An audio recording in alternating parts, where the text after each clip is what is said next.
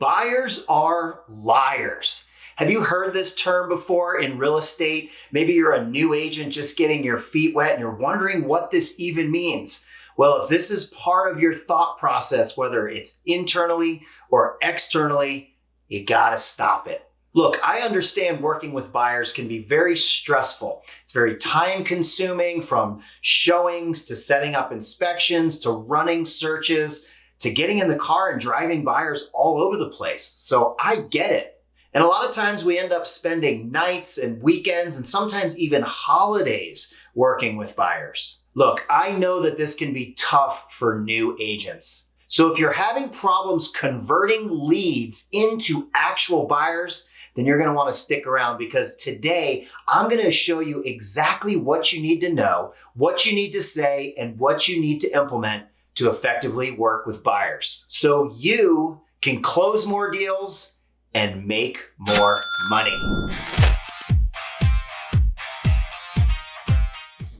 Welcome back. I'm the Modern Agent, Jeff Ruby, and I help real estate agents just like you launch, build, and scale profitable real estate businesses. That's right, the ones that actually make you money. So if you want to sell more homes and make more money, make sure and hit the subscribe button down below. And if you like this video, don't forget to give it a thumbs up. So when I first got started in real estate in 2004, I started my career as a buyer's agent on a traditional real estate team. And what that means is that I worked only with buyers. So I would show up in the office and they'd hand me a list of phone numbers, and I would sit at a desk with a phone and I would just start calling these people. Now, I didn't have a lot of instruction. I didn't have scripts and dialogues, and I really wasn't able to develop the confidence in my communication to effectively work with buyers. But what I realized after making hundreds and hundreds of phone calls and working with a whole bunch of buyers, getting a few deals closed, was that there were a few things that if I did them consistently and I did them correctly would save me a lot of time, and therefore I would be able to work with more buyers, sell more homes, and of course make more money.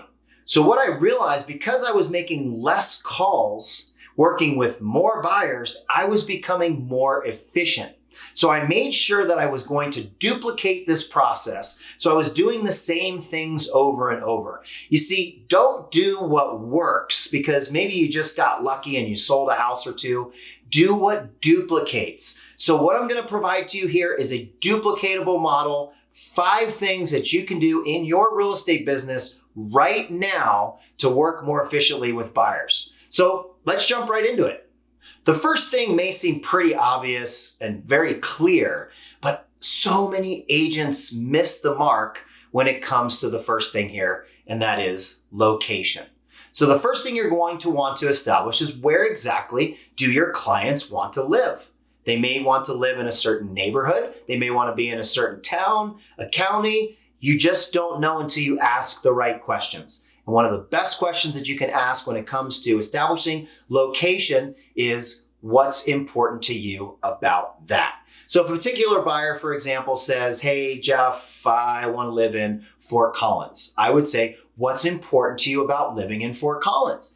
And from there, I'm going to learn a ton about my client. Let's say he or she mentions, because of the school system. Well, that means they have children. Great. Well, how many kids do you have? How old are they? What are their names? What do they like to do? This allows you to establish rapport when you're building up your database of buyers. So make sure to ask that question when it comes to location. Number 2 is time frame. Ultimately, when does your client want to be in their next home? And again, that question of what's important to you about that comes up, because somebody may tell you, we'd like to be in our home within the next 90 days. Well, what's important to you about that? Well, because my kids are graduating from high school and they're leaving the coop, and we want to get ourselves our forever home. It's just the 2 of us now. We want our forever home. That's a pretty important thing. You also need to find out things like, does this person have a job change? Or is there a familial status change? Is somebody leaving? Is somebody coming? There's so many reasons why somebody needs to move, and it's important to find this out right away. Now, the idea of being homeless is, of course, a huge motivator for all of us. So you always need to find out if somebody is renting or maybe they own a home and they need to sell that. There are so many factors that go into time frame. So make sure you're asking the right questions as far as what's important to them and why they need to move within a certain amount of time. It's going to also help you when you're going to establish your follow-up plan. Because if somebody's not ready to buy for 6 months to a year, you're going to need to have an effective follow-up plan to make sure you're sending them the most accurate information within a time frame that works with them and their ultimate buying time frame. Number 3 is price range. Now, this may also seem pretty straightforward and simple, like how much home do you want to buy? How much do you want to spend? But it's actually a 2-part question because a lot of buyers will go online, they'll use one of those mortgage calculators, and they'll say, okay, well, we want to buy a $600,000 house, which is great. But if they haven't been pre-approved on a mortgage, they might not be able to afford that $600,000 house.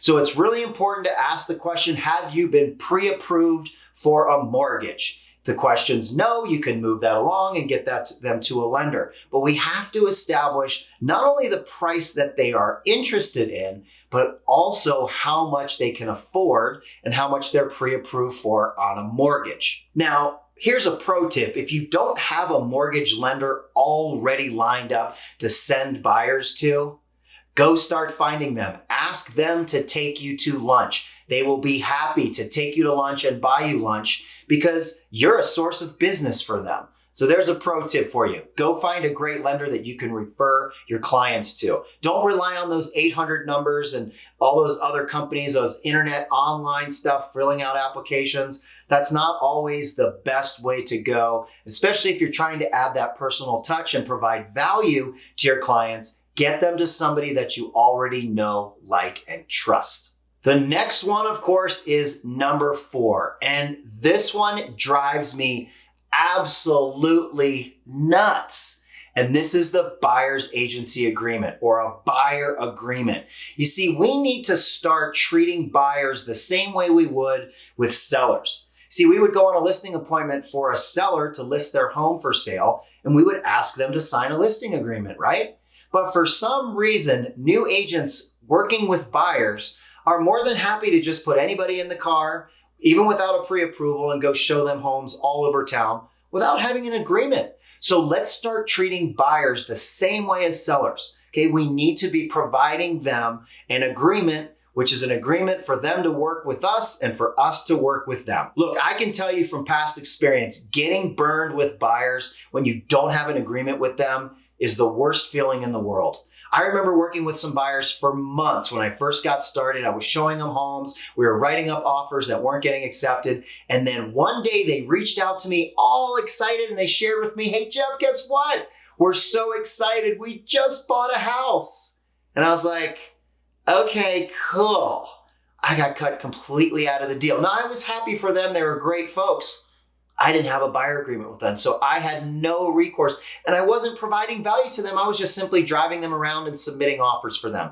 They went right to the listing agent, got it under contract, they ended up closing on it. I made $0. So don't make the same mistakes that I made. Now, if this is a hard thing for you to do, to ask for the agreement to be signed, go ahead and comment below. Let me know what your questions are, your hesitations. I have scripts and dialogues, some things that can help you with your confidence in your communication where you're going to get the agreement signed every single time. So go ahead and comment below. And number 5 here to round everything out is auto-generated listings. Now, these are super important, and it's going to tie the other 4 must-haves together because auto-generated listings is what you can provide to your clients to provide value to them. You see, if somebody's 30 days out from wanting to buy, there's a sense of urgency there. They should be getting new listings instantly, either through your MLS or whatever software or program you're using that has your IDX feed. That is your information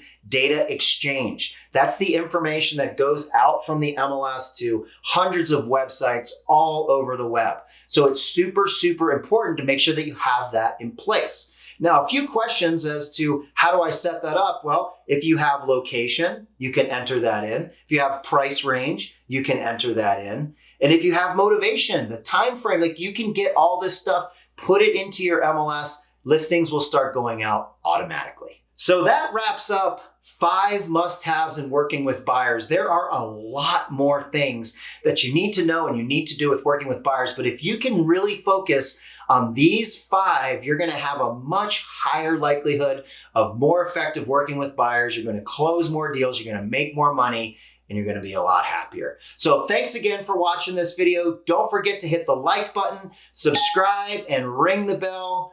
Love taking these videos for you guys. Let me know what else I can help you with, what questions you have, so I can create more videos to help you launch, build, and scale your profitable real estate business. Until next time, see ya.